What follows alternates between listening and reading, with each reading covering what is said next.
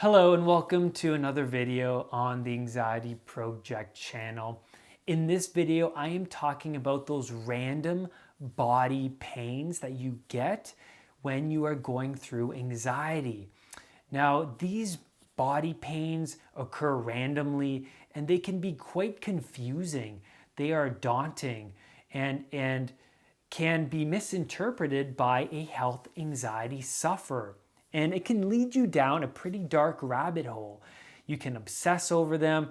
You are constantly internal and checking in on your sensations 24/7. So in this video, I want to talk about what those body pains are, why we get them, and how we can get rid of them and lessen them. So let's start off by talking about my experience with them. I went through an anxiety disorder myself, and I experienced these body pains every day, and they would occur randomly. It usually happens when, I become present in the moment. Finally, I have that moment of clarity. I've been suffering for so long. I get this moment of clarity, and I'm in my external world. And then all of a sudden, I get this body pain in a certain area. And then what happens? I go internally. It sucks me right out of my external world back inside. So this can be overwhelming. It was overwhelming for me. And I would obsess over those certain areas that would make that pain occur. And so, yeah, I became obsessed. And when you become obsessed over that certain area that is causing that pain, you then create an elaborate conclusion over what that pain is. It's cancer. It's a disease. It has to be. It won't go away. It's a life-threatening illness. And then what happens? Well, a health anxiety sufferer would Google it. And this is not good. When you Google it, it's always going to come up with the worst case scenario. And you are already expecting the worst case scenario too, because you are concerned and bewildered about why it's sticking around and not going away. Because you believe that if something sticks around, then it has to be life-threatening. It has to be. So once you Google it and the worst case scenario pops up, you're going to fall down a rabbit hole of worry and catastrophic thoughts and what-if thinking. So just watch out for that. And usually these symptoms occur in the same spots. Once I felt a pain in my side and I Googled it, I was overwhelmed because it said kidney disease, and I fell into a rabbit hole of worry and anxiety, and it kept that sensation alive because I then became obsessed over that pain in that part of my body. I became obsessed about it. So then it would always occur in the same spot I was obsessing over, right? So what is this body pain, this sudden body pain that just comes and goes? Well, first, it's always a good thing to go to your doctor and get a routine check. Be like, you know what, I have this pain, it comes and goes. I just want to get checked. So your doctor checks you and you're okay. Okay, good. You might feel relieved. Health anxiety sufferers feel relieved in that moment. Oh, I'm healthy, my doctor says so, everything's good, I am set. Well, later that day, what happens? The pain comes back, and the health anxiety sufferer, what happens next? They ruminate over it. Well, maybe my doctor actually missed it. Maybe it is a life-threatening illness because it came back, and now you are obsessing over it again. And usually health anxiety sufferers go back to the doctor over and over again. So We ruled it out though. We went to the doctor, ruled it out. It's nothing serious. Everything's cool. So what could it be? It keeps coming back. The pain just keeps coming back in the same spot, and I don't know what to do. It's bewildering. Okay. Well, anxiety sufferers are walking around in a highly sensitized state all the time, continuously, with their fear response active. So what happens when your fear response is active all the time and you're sensitized to the world? Well, your body is releasing adrenaline and cortisol throughout the body when this fear response is active.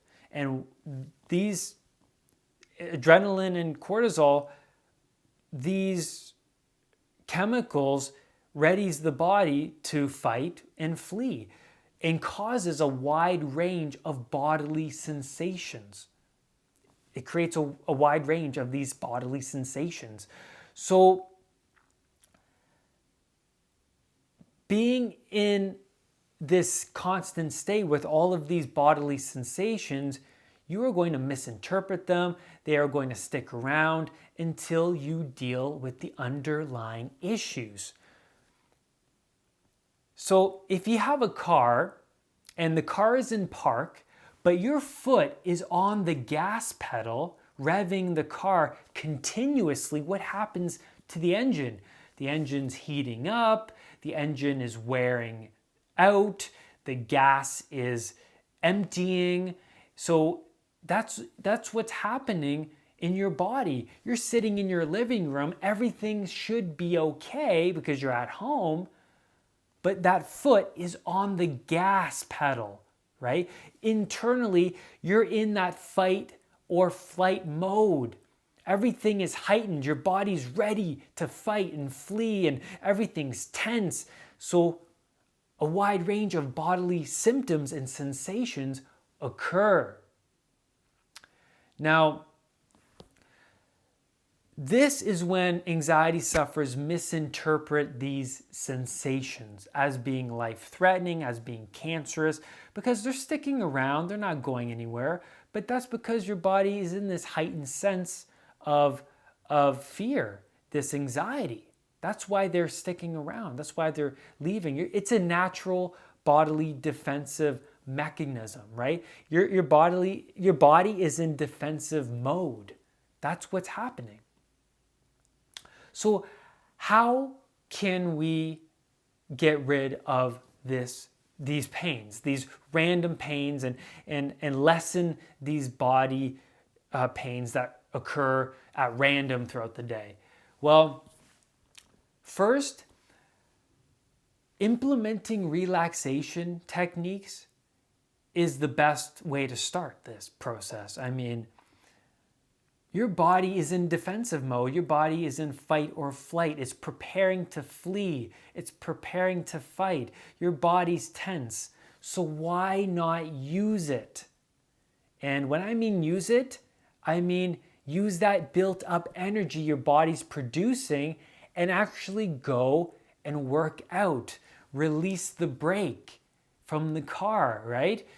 Go work out, go for a walk, go do some yoga, and go stretch, go work your body, move your body, and this will lessen the anxiety.